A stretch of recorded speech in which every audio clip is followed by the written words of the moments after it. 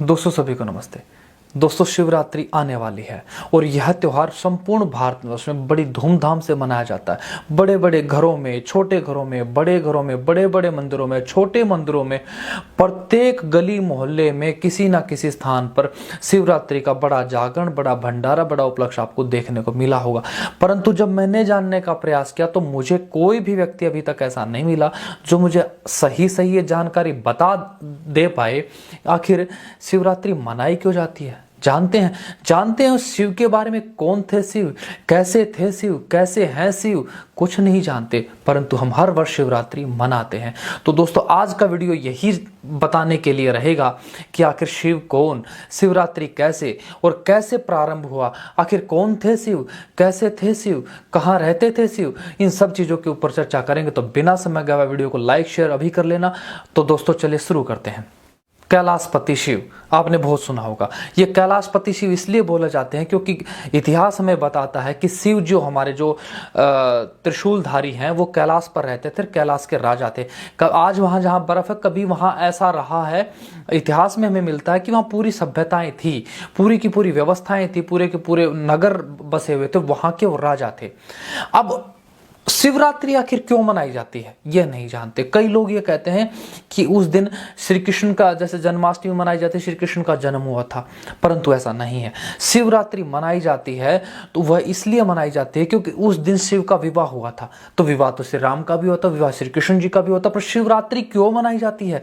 क्योंकि शिव जैसा देशभक्त, शिव जैसा राष्ट्र प्रेमी, शिव जैसा धर्म भक्त कोई न हुआ। कारण जानते हो क्यों? कारण मैं बताता हूं। कारण ये कि जिस समय शिवरात्रि थी, अर्थात शिव जी का विवाह हो रहा था, विवाह के बाद, पूर्ण होने के बाद शिव अपने पहली रात्रि अपनी पत्नी संग जब जाने के लिए गए, उसी समय उनके राज्य पर कोई हमला कर देता है। और जब उनका राज्य पर हमला हो जाता तो शिव अपनी पत्नी पार्वती जी से बात करते हैं कि मुझे क्या करना चाहिए। तो माता पार्वती ने सोचो, विचार करो, माता पार्वती कहती हैं राज्य रहेगा तो हम रहेंगे, आप राज्य की रक्षा करो। और वह उस दिन अपनी सुहाग रात को छोड़कर राज्य रक्षा करने के लिए जाते हैं। इसलिए शिवरात्रि मनाई जाती है। और एक शिवरात्रि हमारे देश में सन 1800 में मनाई गई। उस शिवरात्रि ने सारे संपूर्ण भारतवर्ष को बदल के रख दिया। क्या हुआ था उस शिवरात्रि में, यह भी चर्चा करना जरूरी है। एक बालक का जन्म होता है गुजरात में। वह बालक बड़ा ही पितृभक्त बालक था। मैं कथा से समझाता हूं। इतना माता पिता का आज्ञाचार्य, उसके पिता एक बहुत बड़े शिव भक्त, नामी गिरामी शिव भक्त, और उनके घर में जो बालक का जन्म हुआ, उन्होंने बालक का नाम भी रखा मूल शंकर। और वह बालक इतना बुद्धिमान था और इतना आज्ञाकारी था कि माता पिता की हर आज्ञा मानता था।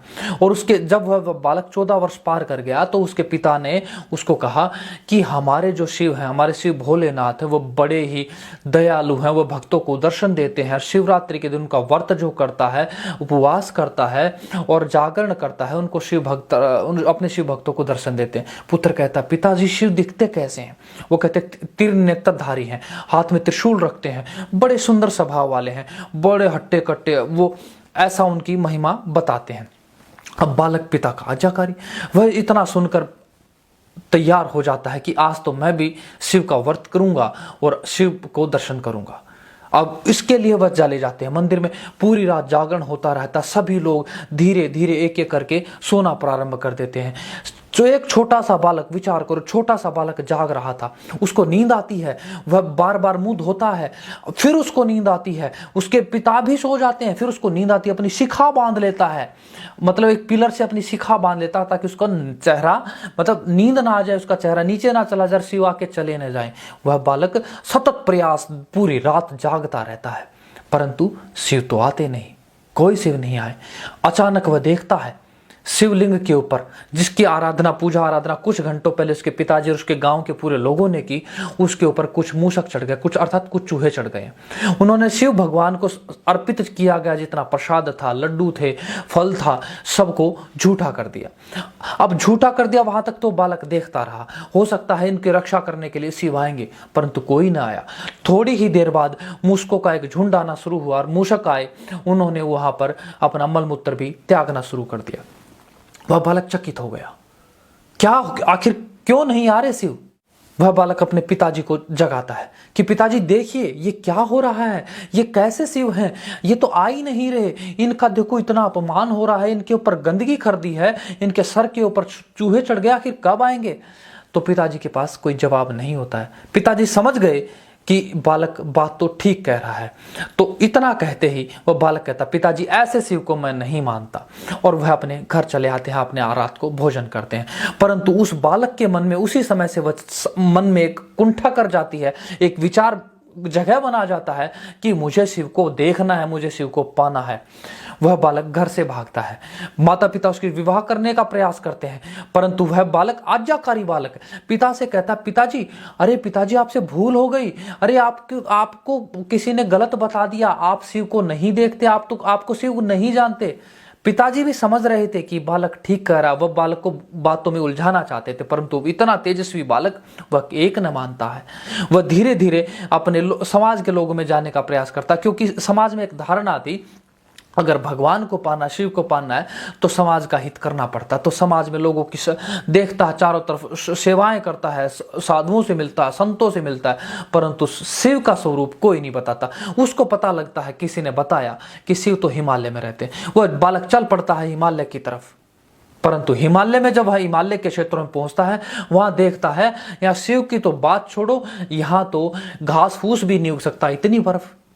और उनको जब वहां के रहने वाले साधु से पता चलता कि शिव यहाँ तो कुछ नहीं है, तब वह बालक हताश हो जाता है, सोचता है कि मैं अपनी जीवन लीला समाप्त कर दूं। परंतु उसी उस समय उसके मन में प्रेरणा होती है और वो नीचे आ जाता है, अर्थात हिमालय से आ जाता है। और ऐसे उसका संघर्ष के दौरान फिर उसको एक दिन पता चलता है शिव को पाने का रास्ता कुछ और ही है। वह उस रास्ते पे आगे बढ़ जाता है और अब पहुंचता है अपने एक अंधे गुरु के पास। वहां जाकर वह विद्या बढ़ाता है, व्याकरण पढ़ता है, शास्त्र पढ़ता है, वेद पढ़ता है, मनुस्मृति पढ़ता है, महाभाष्य पढ़ता है, सब पढ़ता है। और उनको पढ़ने के बाद उसका पटाक्षेप हो जाता है, अर्थात एकदम ऐसे था पर्दा उठ गया, उसका ऐसे खुल गया, उसका दिमाग ऐसा खुल गया, क्योंकि उसने उस समय पहली बार शिव को पाया। उसने पाया कि शिव तो अजन्मा है, शिव तो चेतन है, शिव तो निराकार है, शिव तो सर्वव्यापक है, शिव तो सर्वशक्तिमान है। और यह जो हम मंदिरों में पूजते हैं, ये तो धातु का धातु, काठ का काठ, पत्थर का पत्थर, लोहा का लोहा है। वह बालक ऐसा विचार करता है और उसी विचार को समाज को देने के लिए अपना जीवन दान कर देता है। और वह उसी दिन से हम मनाते हैं शिवरात्रि। उसी दिन वह शिवरात्रि की घटना, जिस दिन उस बालक की बुद्धि खुल गई, सच्चे शिव को पा लिया। अब यह विचार करें, आज सच्चे शिव को हमारे हजारों करोड़ के भारतवर्ष को कौन जनाएगा। असंख्य 9 अरब के आसपास के, 7 अरब से 9 अरब के बीच में हमारे दुनिया की आबादी है, इसको शिव कौन बताएगा।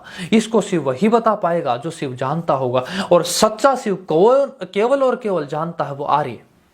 तो मैं जानना चाहूंगा उस बालक की भांति जो प्रत्येक वर्ष काशी में अपनी पाखंड खंडनी पताका गाड़कर सिद्ध करता था कि शिव ऐसा नहीं जैसा तुम मानते हो, शिव तो वैसा है जैसा वेदों में बताया गया। अब यह कौन बताएगा, यह आर्य समाज का कार्य कौन करेगा, कौन सच्चे शिव का उपासक बनाने के लिए आगे आएगा, कौन उस व्यक्ति की भांति, उस बालक की भांति अपना जीवन लगाएगा प्रत्येक व्यक्ति को शिव बताने के लिए। यह हमें विचार करना होगा।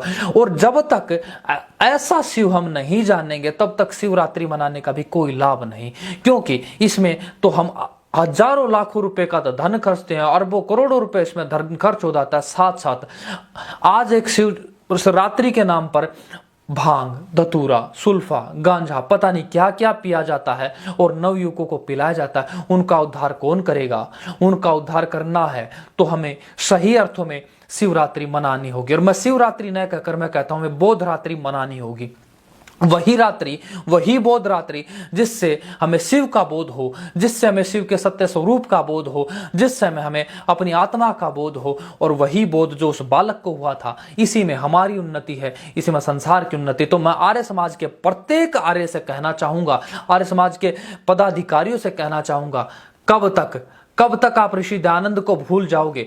कब जाकर आप ऋषि दयानंद की भांति काशी में अपनी पाखंड खंडनी पताका गाड़ोगे। किसका इंतजार करते हो। ऋषि दयानंद दोबारा आएंगे क्या चाहते हैं हम। नहीं, हमें ऋषि दयानंद की भांति जीना होगा, सिद्धांतों को जीना होगा। हमारे लिए सिद्धांत जीने कोई नहीं आने वाला। तो इसलिए मैं सबसे कहता हूं, आओ शिवरात्रि को बोध रात्रि मनाएं और आओ इस दिन हम मिलकर सभी सच्चे शिव को जानें। सच्चे शिव को जानने के लिए आए एक बार वेदों की शरण में, आए दोबारा से अपनी वैदिक पद्धति के ऊपर, आए अपने उस शिव को जानने के लिए जो कभी श्री राम ने माना, सभी किसी हनुमान ने माना, श्री कृष्ण ने माना, ऋषि ब्रह्मा से लेकर दयानंद पर्यंत सभी ऋषियों ने माना, उस शिव को हम माने। इसी में हमारा उद्धार, इसी में संसार का कल्याण। तो दोस्तों ये था आज शिवरात्रि के ऊपर बोध रात्रि का प्रसंग। तो आप सभी को वीडियो कैसा लगा मुझे कमेंट में जाकर जरूर बताना। अगर आप सभी को वीडियो अच्छा लगा तो वीडियो को लाइक शेयर, चैनल को सब्सक्राइब जरूर करना। जाने से पहले एक बार मेरे साथ बोलिए, धर्म की जय, धर्म की जय, धर्म की जय। सभी को नमस्ते।